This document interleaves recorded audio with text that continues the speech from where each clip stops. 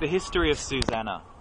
There dwelt a man in Babylon called Joachim, and he took a wife whose name was Susanna, the daughter of Chelcias, a very fair woman, and one that feared the Lord. Her parents also were righteous, and taught their daughter according to the law of Moses. Now Joachim was a very great man, and had a fair garden joining unto his house, and to him resorted the Jews, because he was more honourable than all others. The same year were appointed 2 of the ancients of the people to be judges, such as the Lord spake of, that wickedness came from Babylon from ancient judges, who seemed to govern the people. These kept much at Joachim's house, and all that had any suits in law came unto them. Now when the people departed away at noon, Susanna went into her husband's garden to walk. And the 2 elders saw her going in every day, and walking, so that their lust was inflamed toward her. And they perverted their own mind, and turned away their eyes, that they might not look unto heaven, nor remember just judgments. And albeit they both were wounded with her love, yet durst not one shew another his grief. For they were ashamed to declare their lust, that they desired to have to do with her. Yet they watched diligently from day to day to see her. And the one said to the other, Let us now go home, for it is dinner time. So when they were gone out, they parted the one from the other, and turning back again, they came to the same place.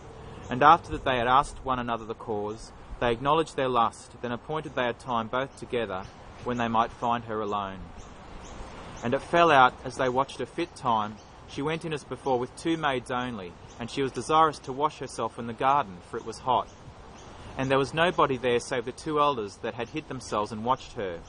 Then she said to her maids, Bring me oil and washing balls, and shut the garden doors, that I may wash me. And they did as she bade them, and shut the garden doors, and went out themselves at privy doors to fetch the things that she had commanded them. But they saw not the elders, because they were hid. Now when the maids were gone forth, the 2 elders rose up, and ran unto her, saying, Behold, the garden doors are shut, that no man can see us, and we are in love with thee. Therefore consent unto us, and lie with us. If thou wilt not, we will bear witness against thee, that a young man was with thee, and therefore thou didst send away thy maids from thee. Then Susanna sighed, and said, I am straitened on every side, for if I do this thing, it is death unto me. And if I do it not, I cannot escape your hands. It is better for me to fall into your hands and not do it, than to sin in the sight of the Lord. With that Susanna cried with a loud voice, and the 2 elders cried out against her. Then ran the one and opened the garden door. So when the servants of the house heard the cry in the garden, they rushed in at a privy door to see what was done unto her. But when the elders had declared their matter, the servants were greatly ashamed, for there was never such a report made of Susanna. And it came to pass the next day, when the people were assembled to her husband Joachim, the 2 elders came also full of mischievous imagination against Susanna to put her to death, and said before the people, Send for Susanna, the daughter of Chelcias, Joachim's wife. And so they sent. So she came with her father and mother, her children, and all her kindred. Now Susanna was a very delicate woman, and beauteous to behold. And these wicked men commanded to uncover her face, for she was covered, that they might be filled with her beauty. Therefore her friends and all that saw her wept. Then the 2 elders stood up in the midst of the people, and laid their hands upon her head. And she, weeping, looked up toward heaven, for her heart trusted in the Lord. And the elders said, As we walked in the garden alone, this woman came in with 2 maids, and shut the garden doors, and sent the maids away. Then a young man, who there was hid, came unto her, and lay with her. Then we that stood in a corner of the garden, seeing this wickedness, ran unto them. When we saw them together, the man we could not hold, for he was stronger than we, and opened the door and leaped out. But having taken this woman, we asked who the young man was, but she would not tell us. These things do we testify. Then the assembly believed them, as those that were the elders and judges of the people, so they condemned her to death. Then Susanna cried out with a loud voice and said, O everlasting God, that knowest the secrets, and knowest all things before they be, thou knowest that they have borne false witness against me, and behold, I must die. Whereas I never did such things as these men have maliciously invented against me. And the Lord heard her voice. Therefore, when she was led to be put to death, the Lord raised up the Holy Spirit of a young youth, whose name was Daniel, who cried with a loud voice, I am clear from the blood of this woman. Then all the people turned towards him and said, What mean these words that thou hast spoken? So he, standing in the midst of them, said, Are ye such fools, ye sons of Israel, that without examination or knowledge of the truth ye have condemned a daughter of Israel? Return again to the place of judgment, for they have borne false witness against her. Wherefore all the people turned again in haste, and the elders said unto him, Come, sit down among us, and shew it us. seeing God hath given thee the honour of an elder.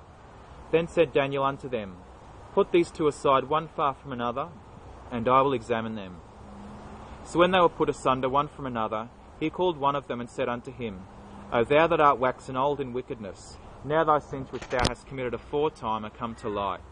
For thou hast pronounced false judgment, and hast condemned the innocent, and hast let the guilty go free, albeit the Lord saith, The innocent and righteous shalt thou not slay. Now then, if thou hast seen her, tell me, under what tree sawest thou them companying together?